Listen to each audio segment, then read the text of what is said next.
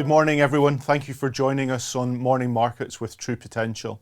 Today we'll look back on last week and the performance of asset markets, and also just look forward to the week ahead and what will be a holiday shortened week for asset markets. Just looking at last week and the conclusion of last week, you can see on the ticker as it goes along the bottom, equity markets were weaker again on Friday. Really just that ongoing combination of factors playing on the mind of market participants, rising case counts as it relates to the Omicron variant, but also as we got through last week, increasing signs that some governments, particularly in Europe, were taking slightly more aggressive measures in terms of the restrictions and activity, and we all know that that does have an impact on economic activity, although it is worth noting that subsequent lockdown experiences have been going through these for the past 2 years have resulted in less of an impact on the overall economy.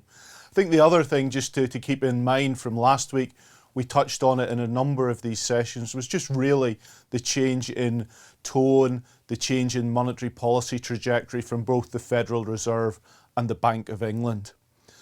I think also then just over the weekend we've seen the challenges that the Prime Minister has here in the UK from a political perspective and also from a momentum perspective.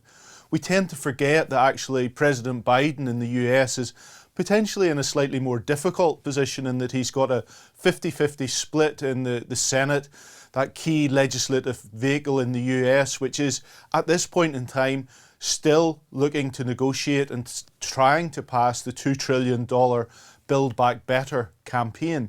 Over the weekend we saw the challenge with one of his own Senate members from the Democratic Party really challenging and basically I think saying at the end of the day that he wasn't going to support the package in its current form. And that's a problem, given as we've talked about that 50-50 split. So certainly President Biden has got problems as well from a political perspective, and it certainly will be interesting to see how that evolves, whether there is the support for the package or not. Some of the statements over the weekend really suggesting, well, the economy's strong, inflation's elevated, do we actually need further stimulus coming through into the economy? So certainly something to watch over the coming days and weeks. Just looking at the week ahead, relatively light economic data calendar. We get durable goods and PCE, personal consumption expenditure data in the US, which will be important, but as always it's backward looking. We know that data will certainly be distorted over the coming weeks by Omicron and the restriction measures that are being put in place in Europe. We've consumer confidence this week, likely to see the first signs of that coming through there.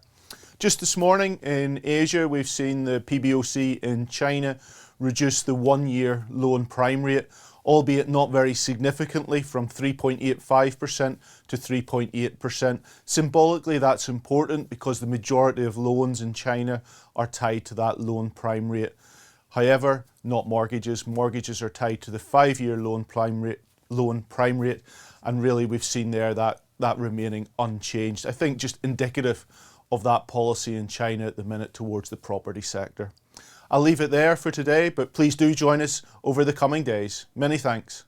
Subscribing to the True Potential YouTube channel is quick and easy. Simply go to the channel on your desktop or through the YouTube app on your phone and click the subscribe button. You can then press the notification bell symbol if you wish to be notified as and when new videos are released. Doing this is a great way to keep yourself updated with market developments and personal finance insights.